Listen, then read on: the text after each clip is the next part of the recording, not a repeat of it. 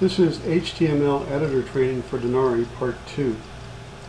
We've already seen how we can insert a picture into our email, in this case an email, but it could be in any of the instances throughout Denari where we find the HTML editor. We might also want to insert a signature. The signature really is just a photo or a graphic file of some kind. So you would have already scanned that and saved that to your hard drive. And again, it's best to resize that down to some size that's relatively workable before you upload it. But here we are. Let's pretend that we have a letter here, and I've moved my cursor down a ways, and we're just going to type our closing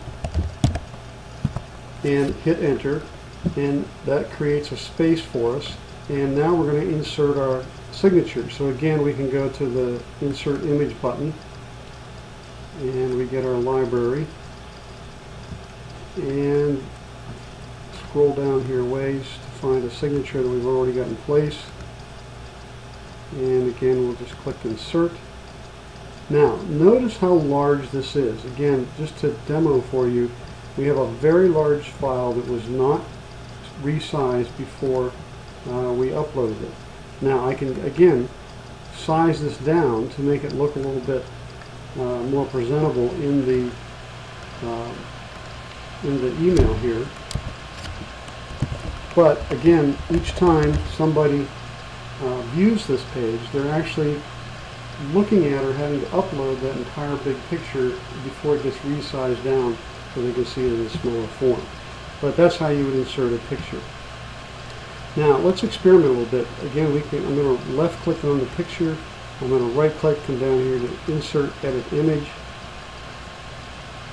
and under appearance I'm going to change the layout of this and move it over here to the right, and you can see basically what happens. I can click update and it moves that picture to the right.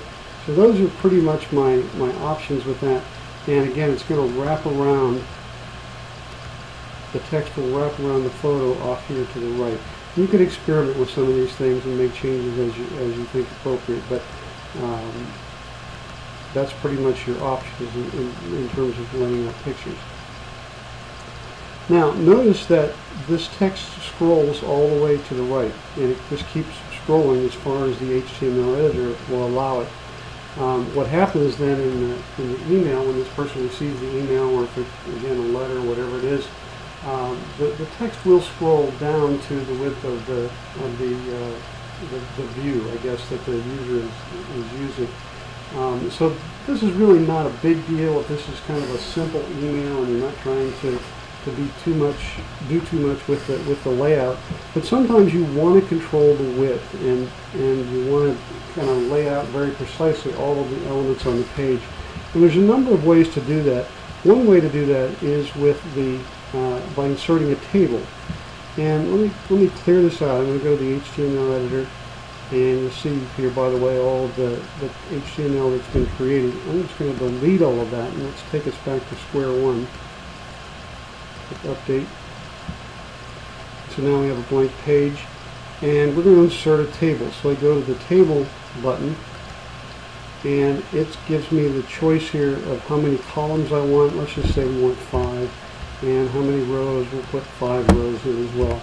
And you can always come back and change this later if you want. So again, I click insert, and now we have our table. Now I'm going to click in that first cell, and I'm going to right click and come down to the table option here. We should be getting the table formatting here, and I'm not. There we go, table properties. I wasn't quite in the table. And now I can set the width of the table. So let's just make it 750 pixels wide. And we really don't need a height because it's going to expand down the page as it needs to accommodate the data that we put in there. So now we have something that's fairly controlled in terms of its width. And again, we can put our picture now into one of the cells here. And I'll select the same picture. And we're going to leave this row or this column as a spacer, and then come over here and type our text.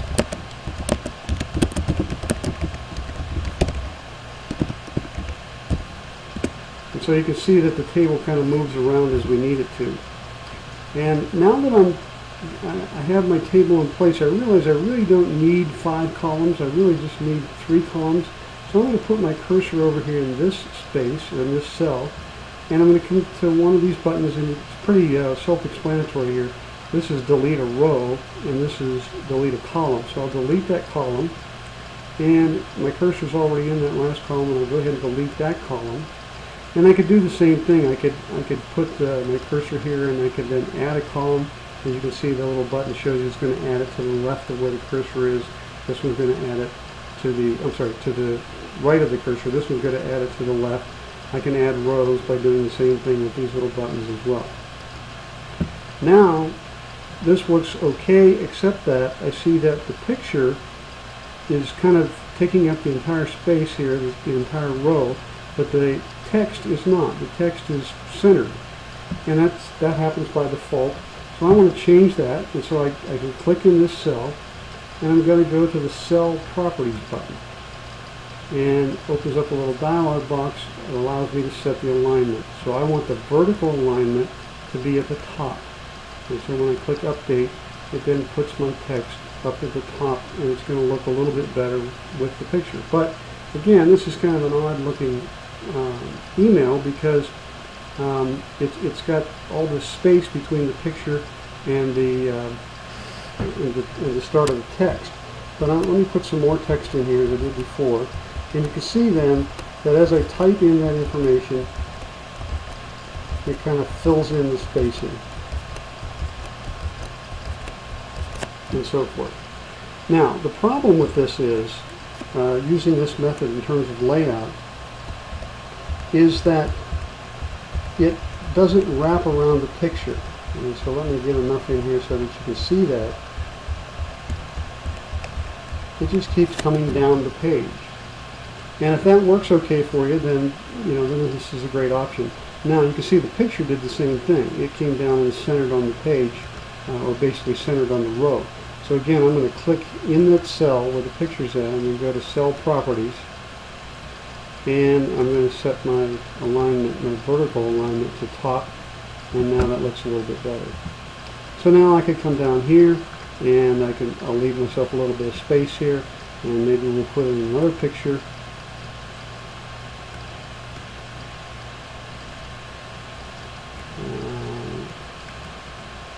We'll put the ECFA logo in there.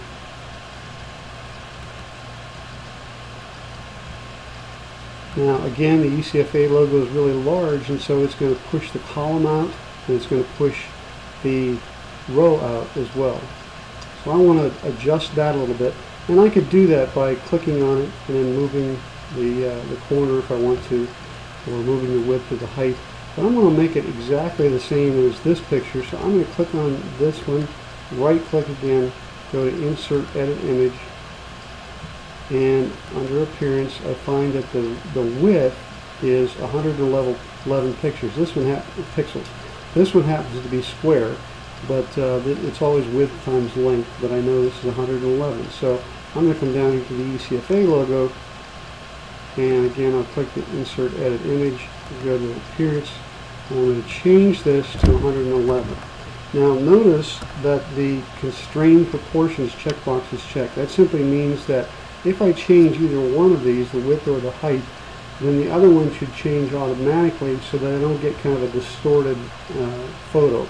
And so I'm going to go ahead and click on Update, and it will give me that same error message, but it'll then resize this down, and both the height and the width adjust accordingly so that it looks normal and doesn't look distorted.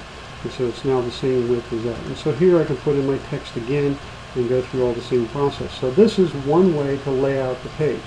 I could, of course, obviously put the picture over here in a column on this side.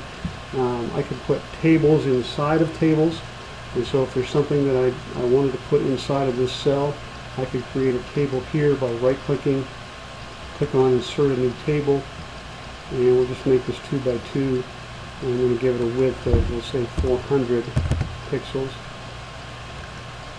And I can insert that table there. So now I can, inside of this cell, create some spacing here that I want to lay out some kind of text here as well.